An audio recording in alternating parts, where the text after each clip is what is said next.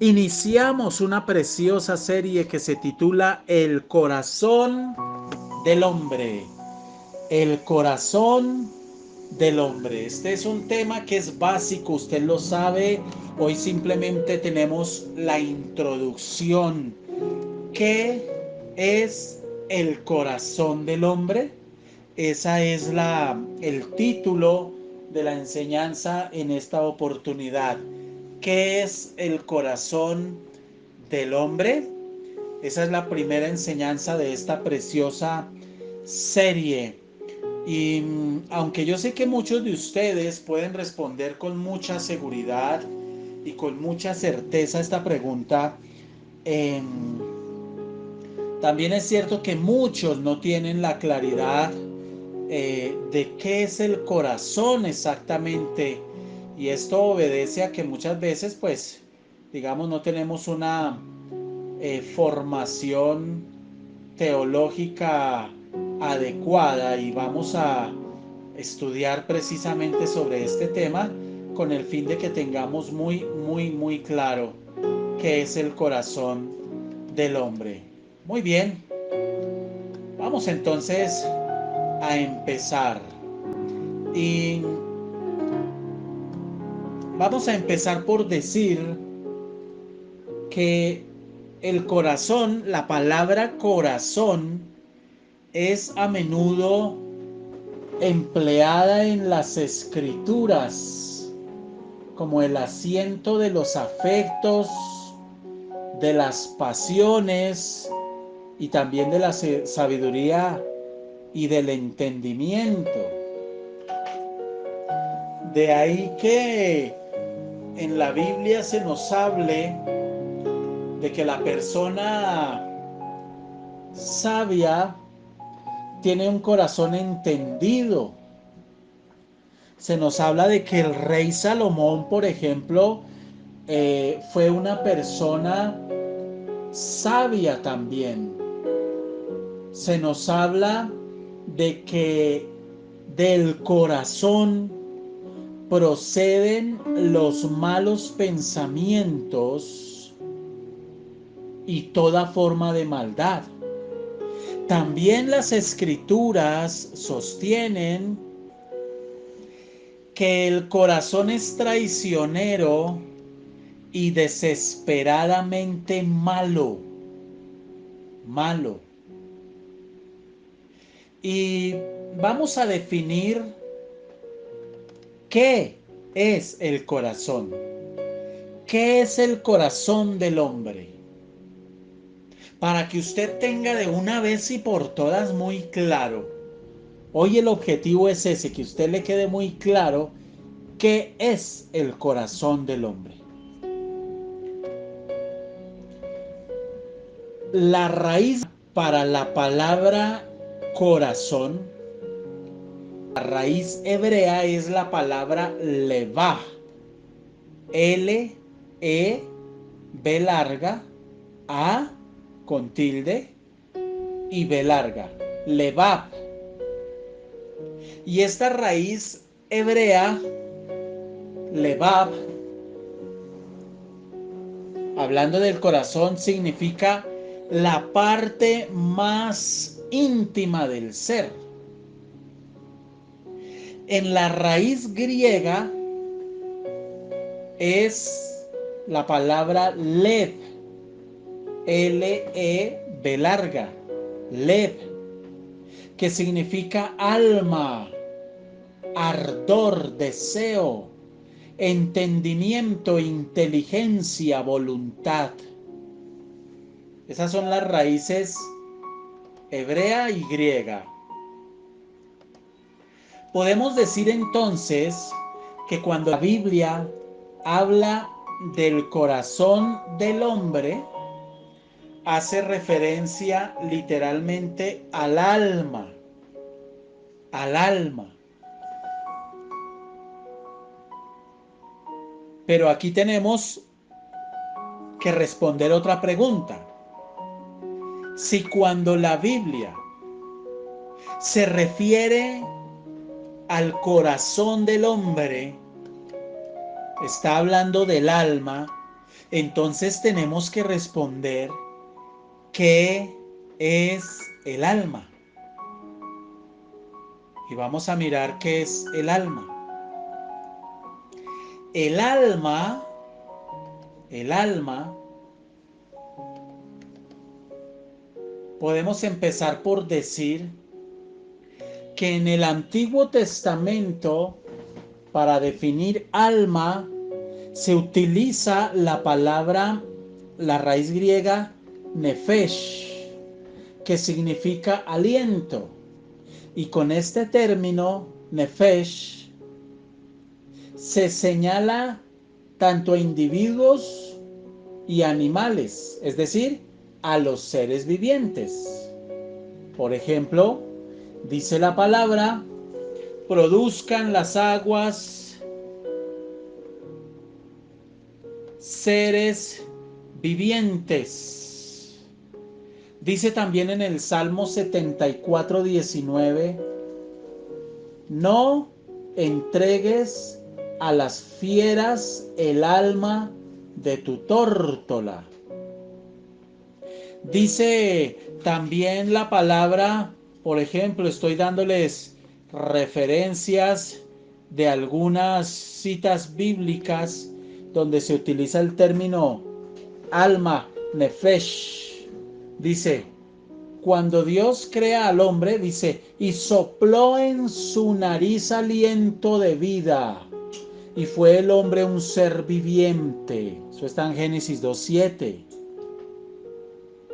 Entonces, al mencionar el soplo divino, el autor de Génesis literalmente está estableciendo una referencia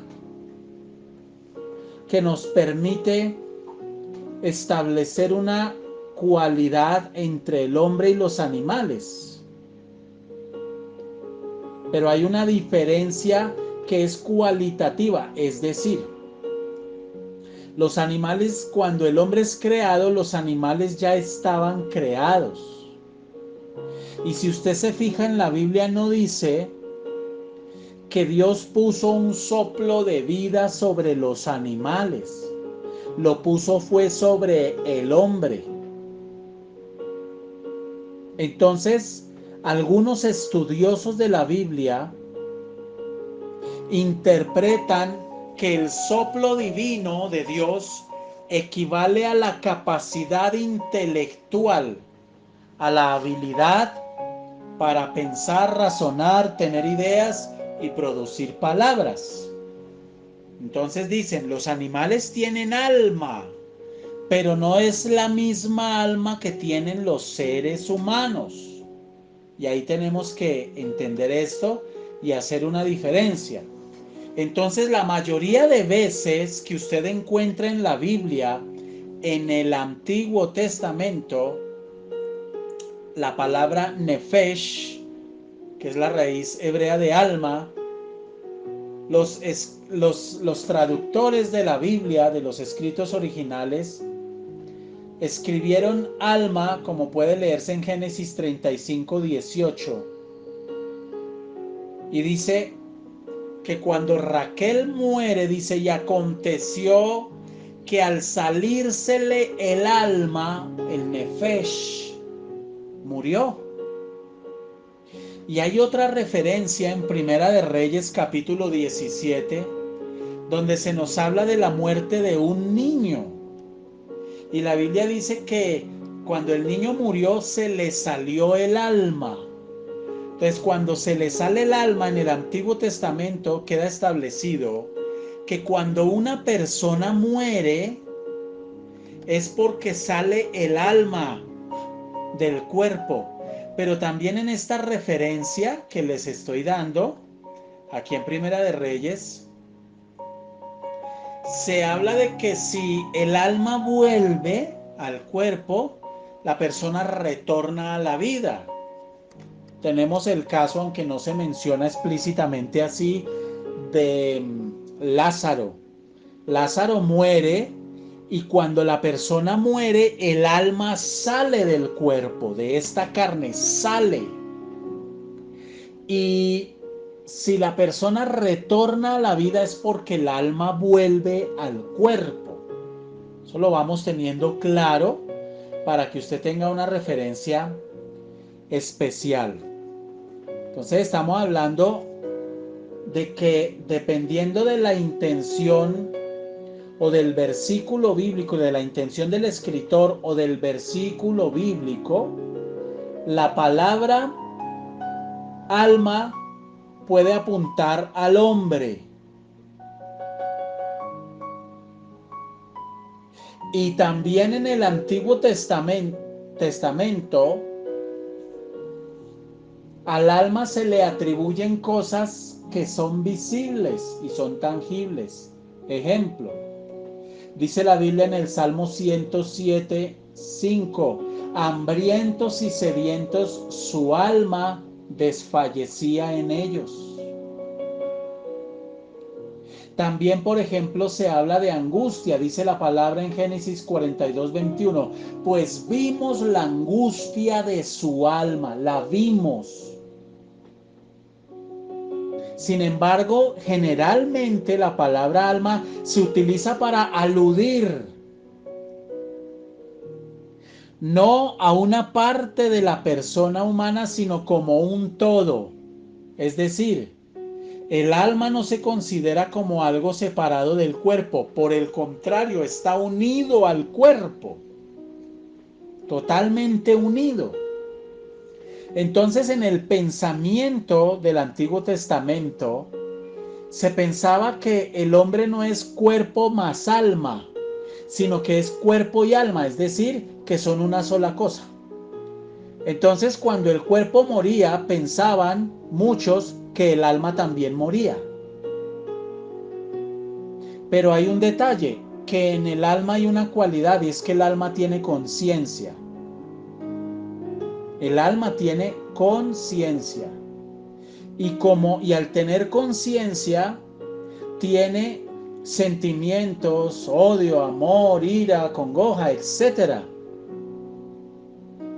Entonces, usted encuentra que en el Antiguo Testamento, cuando se habla de alma, literalmente,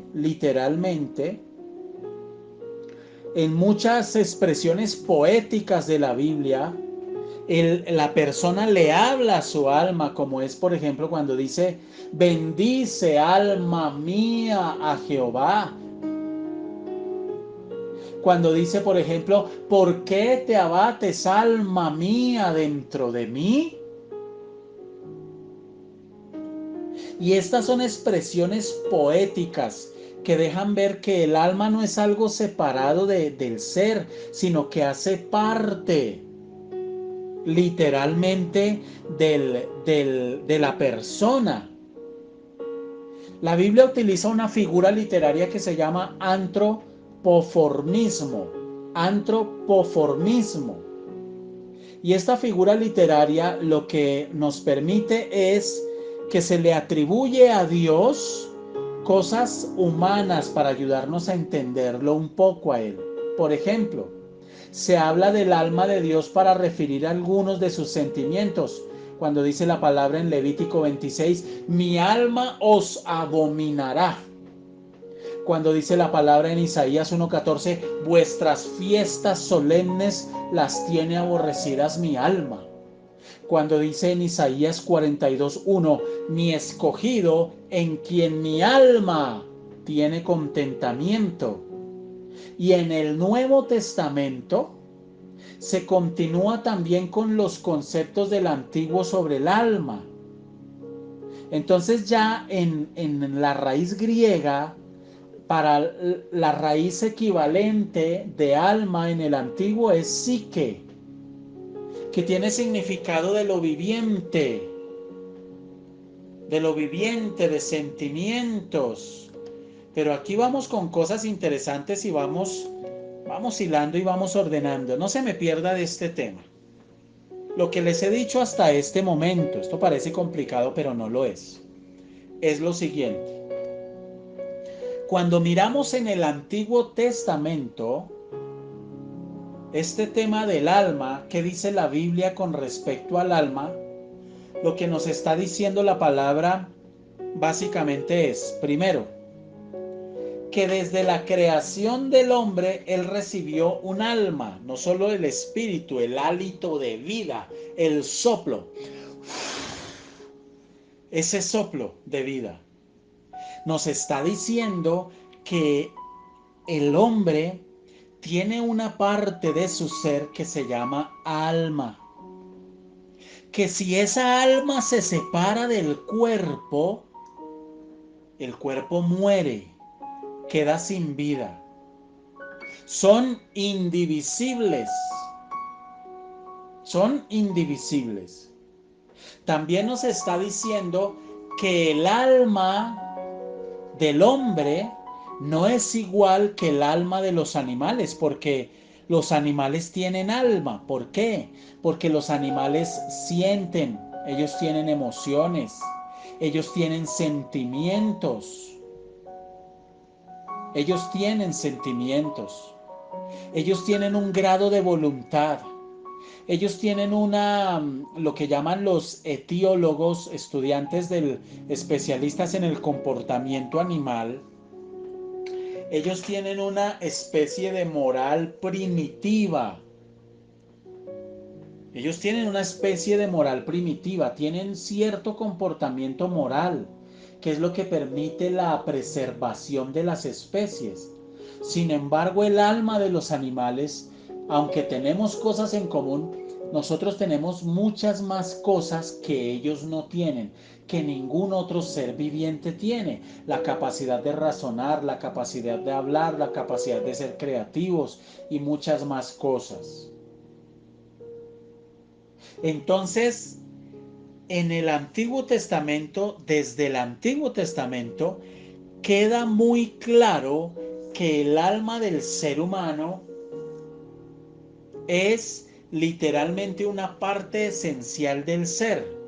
Se equivocan gravemente, gravemente, quienes afirman que cuando un ser humano muere, literalmente todo acaba ahí. No. Preguntan aquí en el chat, ¿es posible que cuando nosotros morimos podemos ver nuestra alma? La respuesta es sencilla. Cuando una persona muere, literalmente usted muere y usted se va a ver a usted mismo. Usted va a ver su cuerpo. Es decir, usted se va a ver, si se ve en un espejo, usted se va a ver. Normal, como verse en un espejo. Lo que pasa es que usted ya no está en su cuerpo físico. Usted no está en su cuerpo físico, no es que usted ve su alma allá. ¿Y cómo será el alma? Pues es su apariencia física, es su cuerpo, es la apariencia de su cuerpo. Eso es lo que usted va a ver cuando usted muera.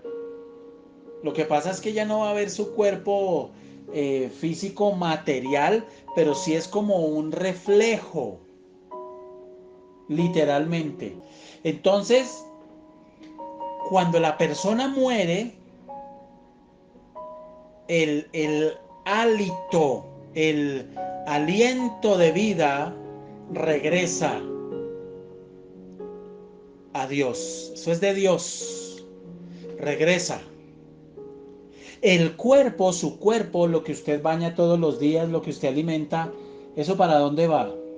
Lo van a enterrar, lo van a cremar, se terminará pudriendo, etcétera, etcétera, etcétera. Muy bien. Y el alma, entonces aquí viene un concepto que el alma, que no lo da el Antiguo Testamento, pero en el Nuevo Testamento, el mismo Señor Jesucristo saca a la luz un tema que hasta ese momento no se entendía y era secreto. Mire, surge una idea desconocida en el Antiguo Testamento y es la inmortalidad del alma. La inmortalidad del alma. El Señor Jesús entrega este secreto. cuando dice en su palabra que no debemos temer a los que matan el cuerpo, mas el alma no pueden matar. Es decir, que una persona puede ser muerta, por ejemplo, a tiros, puede ser muerta en un accidente, sin embargo, su alma no la pueden matar. ¿Por qué no se puede matar el alma? Porque el alma es eterna. Juan vio, dice la palabra, bajo el altar las almas de los que habían sido muertos y las almas de los decapitados. No es que allá en el cielo vio decapitados, no, pero él supo que esos que estaban allá habían muerto decapitados, pero los vio completos. Entonces, en estas declaraciones, tanto en Mateo 10:28 como en Apocalipsis 6:9 y Apocalipsis 24, en estas declaraciones se menciona el alma y se nos muestra que el alma, después de que una persona muere, la persona sigue existiendo. No se me vaya a perder en esto porque esto es doctrinal y es fundamental que usted lo entienda y lo comprenda hoy. Repito, si usted muriera hoy, Dios le guarde, si usted muere hoy, usted sigue existiendo. Su cuerpo es el que termina la existencia. Su cuerpo es un empaque. Es un empaque. Pero usted sigue existiendo y va a seguir teniendo la misma apariencia física. Porque ese es usted en realidad. Usted no es este cuerpo, esta carne que usted peina, maquilla todos los días. La gente no entiende, estando en la vanidad de su mente, la gente no entiende que se pueden ir a poner plástico en el cuerpo, inflarse las nalgas, ponerse puchecas, hacerse la liposucción para quitarse de encima tanta grasa. Le están metiendo un poco de plata y esfuerzo a algo que finalmente va a dejar de existir, que es este cuerpo.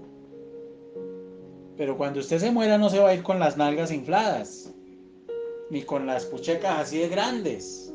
No, porque eso no hacía parte de usted. Ese fue un cambio artificial que usted hizo. Y cuando la persona muere, si estaba mutilada o si estaba en una silla de ruedas, la persona ya al morir no va a tener esas limitaciones, porque esas limitaciones son de esta carne, de este cuerpo, de esta carne que se pudre, de estas células, de esta sangre, de estos huesos. Entonces, si una persona muere hoy, sea en Cristo o sea sin Cristo, la persona sigue existiendo. Lo que pasa es que la persona que muere ya no se puede comunicar con la tierra de los vivientes, como la Biblia le llama a este mundo físico en el que nosotros estamos hoy. Entonces, de acuerdo a todas estas referencias bíblicas que hemos dado y a esta definición que la Biblia nos da de lo que es el corazón, ¿por qué estamos hablando del alma si la serie es el corazón del hombre? Porque empezamos diciendo que cuando la Biblia habla del corazón del hombre, está hablando entonces ¿de qué? Del alma. Pero nos han enseñado que el alma, y está bien decirlo, es correcto decirlo, el alma es la suma de 4 cosas: de su intelecto, de su voluntad, de sus emociones y de sus sentimientos. Pero tenemos suficiente base bíblica, tanto en el Antiguo como en el Nuevo Testamento, para decir que el alma del ser humano tiene 7 componentes claramente definidos. Es decir, cuando hablamos del alma, estamos hablando de la suma de 7 componentes, a saber: conciencia, intelecto, voluntad, pensamientos, conceptos, emociones y sentimientos. Entonces, cuando la Biblia habla de amar al Señor con todo tu corazón, con toda tu mente, con toda tu alma, lo que está haciendo es reafirmar. Reafirmar, no es que diferencia alma de corazón, no. Está reafirmando la fuerza con la que lo debemos amar. ¿Con qué lo debemos hablar? Con toda nuestra conciencia. ¿Con qué lo debemos amar? Con todo el intelecto. ¿Con qué lo debemos amar? Con toda la voluntad, con todos los pensamientos, con todos los conceptos, con todas las emociones, con todos los sentimientos. Esa es su alma y esa en esencia es usted. En esencia eso es lo que yo soy. Cuando la Biblia dice, sobre toda cosa guardada, guarda tu corazón, porque de él mana la vida, lo que está diciendo es, guarde qué, estas 7 cosas que acabamos de hablar. Entonces, literalmente, cuando la Biblia habla del corazón, y para poder hablar en esta serie del corazón del hombre, pues tenemos que empezar hoy por definir qué es el corazón, y hasta aquí les he dicho que cuando la Biblia habla del corazón del hombre, está hablando del alma, y que el alma tiene 7 componentes fundamentales: conciencia, intelecto, voluntad, pensamientos, conceptos, emociones y sentimientos. Y si usted mira en muchas referencias bíblicas, no más en el Nuevo Testamento, el mismo Señor Jesucristo hace referencia a muchos de estos componentes. La Biblia habla de la voluntad, la Biblia habla del intelecto, la Biblia habla de la conciencia, la Biblia habla de los pensamientos, habla de las emociones, habla de los sentimientos, habla de los conceptos cuando dice que concibe. Cuando el pecado, dice, se concibe, es decir, se le formó a usted ya el concepto de pecar, dice, da a luz, es decir, afectó el intelecto y se manifestó en la voluntad. Entonces estos componentes todos están literalmente dentro del alma, y el alma es lo que la Biblia define como el corazón del hombre. Ahora, aquí hay una cosa muy interesante que mucha gente no entiende o no comprende o no se les ha enseñado como se les debe enseñar. Y vuelvo a la muerte. ¿Qué pasa cuando una persona muere? ¿Usted deja de existir?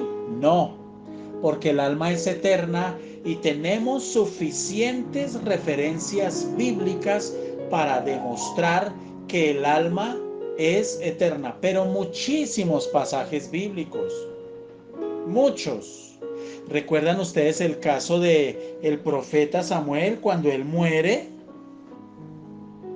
Que él regresa de la muerte, es el único caso que él regresa de la muerte. Ya hemos explicado por qué Dios permitió eso.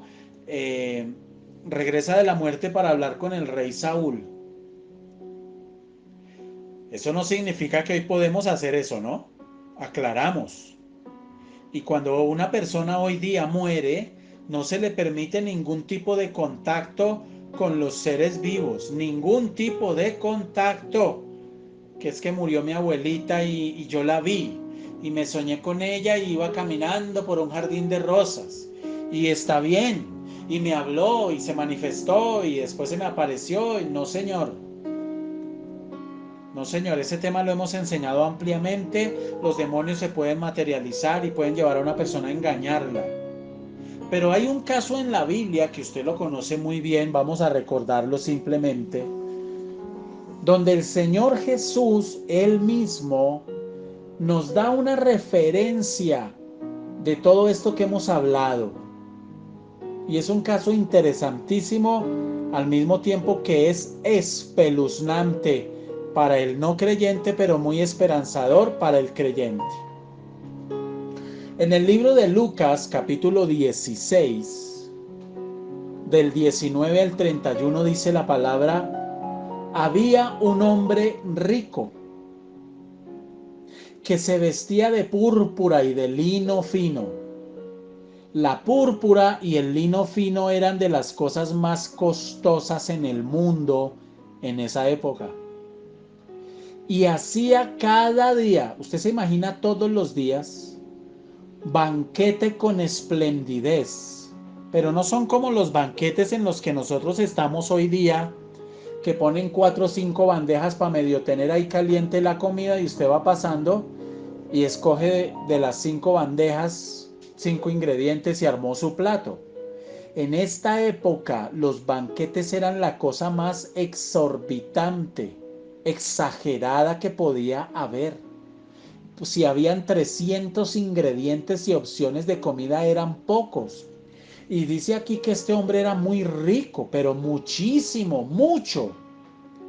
Y estaba tan afanado en sus asuntos, en estar bien, en quedar bien con la gente, en tener prestigio, reconocimiento, que dice, y hacía cada día banquete con esplendidez. Este solo versículo que nos dice que este hombre, su alma, estaba concentrada en las cosas de esta tierra, en una buena imagen, en reconocimiento, en prestigio. Hoy la gente se preocupa mucho por eso, por la imagen, por el reconocimiento, por el prestigio, por el qué dirán. Para muchos eso es un ídolo. Conservar una buena imagen es un ídolo. Pero sigue diciendo la palabra que en contraste al hombre rico, había también un mendigo. Mire usted el contraste. Había un mendigo. ¿Cómo se llamaba ese mendigo? Lázaro. Y en contraste a lo que hacía el rico, literalmente Lázaro, ¿qué hacía? ¿Qué hacía Lázaro? Mírelo usted en la palabra. Que estaba echado a la puerta, dice. Estaba echado a la puerta de aquel. ¿Y cómo estaba? Estaba enfermo, lleno de llagas. ¿Y cuál era, qué ansiaba este hombre mendigo? Saciarse de las migajas que caían de la mesa del rico.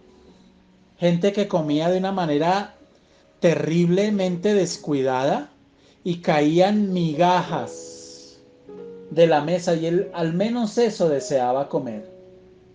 Y era tan terrible esta enfermedad que seguramente no tenía algún tipo de fuerza física, porque dice que venían los perros y le lamían las llagas. Hemos enseñado que a los perros les gusta el pus. Cuando usted tiene una herida y se infecta, les gusta ese pus. Y dice que los perros venían y le lamían las llagas, pero no dice que él hacía algo para evitarlo. Miren la condición tan terrible de este hombre. Seguramente no tenía la fuerza por su enfermedad. Finalmente, versículo 22. Aconteció que murió el mendigo y fue llevado por los ángeles al seno de Abraham. Y murió también el rico y fue sepultado. ¿Ven la diferencia? El rico fue sepultado. Y dice la palabra, y en el Hades alzó sus ojos estando en tormentos. En tormentos. O sea que no había solo un tormento. Habían varios tormentos y ya en alguna enseñanza también explicamos esos diferentes tormentos. ¿Cuáles son? Y vio de lejos a Abraham. Un momento. El rico murió y fue sepultado. Pero estando en el Hades, en tormentos, dice que de lejos vio a a Lázaro. Así dice que vio a Abraham. Lo vio de lejos, pero también vio a Lázaro. Fíjense ustedes que Abraham murió y fue sepultado. Lázaro, el mendigo, murió y fue sepultado. Esta carne murió y para la tumba y se pudre. Pero estando en el mundo espiritual, en el mundo de los muertos, usted va a ver gente y la va a reconocer. Gente que usted vio aquí en vida, usted la va a reconocer allá. Porque si su alma se desprendiera en este momento de su cuerpo físico, usted se daría cuenta que su alma sigue conservando la imagen de su cuerpo físico. Usted se va a ver y se va a ver con la misma panza, con la misma calva, con la misma estatura. Usted se va a ver exactamente igual. El alma es un reflejo de su cuerpo físico. Y este hombre, el rico, los vio a los dos. Pero otra pregunta que nos puede asaltar es, pero si el rico nunca conoció, vio físicamente, obviamente, a Abraham, porque Abraham vivió cientos de años atrás, ¿cómo supo que era Abraham? Y aquí tenemos que decir que hay cosas de Dios y de la Biblia que son inescrutables, es decir, que no las podemos entender. Cuando estemos en el cielo, le podremos preguntar mil cosas a Dios, pero lo que sí podemos decir con toda seguridad es lo siguiente. Cuando usted muera de una manera sobrenatural, usted va a poder, con solo ver, va a saber quién es David, quién es Moisés, quién es Pablo, quién es Pedro. Así como todos en el cielo vamos a hablar un idioma universal. Pero ¿cómo explicamos eso? Imposible. Solo estando allá es que vamos a poder ver y reconocer. Y el rico ve a Abraham y sabe que es Abraham. A Lázaro lo tuvo que haber conocido, pero a Abraham no. Entonces él dando voces dijo: Padre Abraham, ten misericordia de mí y envía a Lázaro para que moje la punta de su dedo en agua y refresque mi lengua, porque estoy atormentado en esta llama. Aunque usted muera y su cuerpo se entierre y se pudra y se vuelva polvo, porque eso dice la Biblia, polvo eres y en polvo te has de convertir, parafraseando el versículo. Aunque usted, su cuerpo lo entierren o lo cremen y deje de existir, después de muerto usted sigue sintiendo. Usted puede sentir dolor, alegría, miedo, terror, tristeza, angustia. Obviamente, las personas que mueran y partan a una eternidad con Cristo no van a sentir nada de esas cosas. Pero si una persona muere sin Cristo, se condena, va a sentir dolor. Allá en el infierno va a sentir dolor, y esto es precisamente lo que nos está dejando ver el Señor Jesús en esta historia. Muchos dicen que es una parábola. No es una parábola, y eso también en una enseñanza lo explicamos. Esta es una historia real y verídica. Entonces, aquí vamos aclarando cosas. Hay una pregunta: ¿cuál es la diferencia entre el alma y el espíritu? Dijimos al comienzo que el espíritu el ser humano es tripartito. El ser humano es tripartito. Es espíritu, alma y cuerpo. Eso dice la palabra. Usted y yo somos espíritu, alma y cuerpo. El Espíritu Santo viene a habitar en nosotros, en nuestro espíritu. Y es a través de nuestro espíritu que el Espíritu Santo se comunica, y nuestro espíritu le comunica al alma, a nuestra alma. Cuando usted muere, el espíritu, ese hálito de vida que Dios le dio, regresa a Dios. Su cuerpo es enterrado, y su alma es lo que se salva o se condena. Por eso la Biblia dice, sobre toda cosa guardada, guarda tu corazón. Ya sabe de qué está hablando la Biblia, está hablando del alma, porque esa es la esencia suya, eso es lo que usted es. Eso es lo que usted es, esa es la parte de usted que es eterna. El espíritu del hombre es eterno, porque regresa a Dios. El alma es eterna. El tema es, ¿dónde va a pasar el alma a la eternidad? Entonces, queda claro que literalmente nosotros somos nuestra alma. Nosotros somos eso, esa parte. Y esa es la parte que se condena. Esa es la parte que se salva, según cada quien haya determinado mientras estuvo aquí en esta vida. Y usted puede seguir leyendo esta historia y esta conversación que Abraham sostiene con el rico. Y usted va a ver cómo el rico tiene recuerdos, el rico tiene sensaciones porque siente, está siendo atormentado, está sufriendo. El rico tiene memoria porque recuerda a sus familiares, recuerda quién es Lázaro. El rico recuerda que los familiares no conocen de Dios. Entonces, mire lo importante de este tema que estamos hablando hoy. De tal forma que de aquí en adelante en esta serie, cuando hablemos del corazón del hombre, usted ya sabe de qué se está hablando. Se está hablando literalmente del alma, que tiene 7 componentes. 7 componentes. Sobre toda cosa guardada, guarda tu corazón, amado en Cristo, porque de él mana la vida. De él mana la vida. ¿Y qué es guardarlo? Continuaremos con esta enseñanza. Padre, gracias en el nombre de Jesús. Te alabamos, te bendecimos. Te damos gracias. Ayúdanos a guardar nuestro corazón.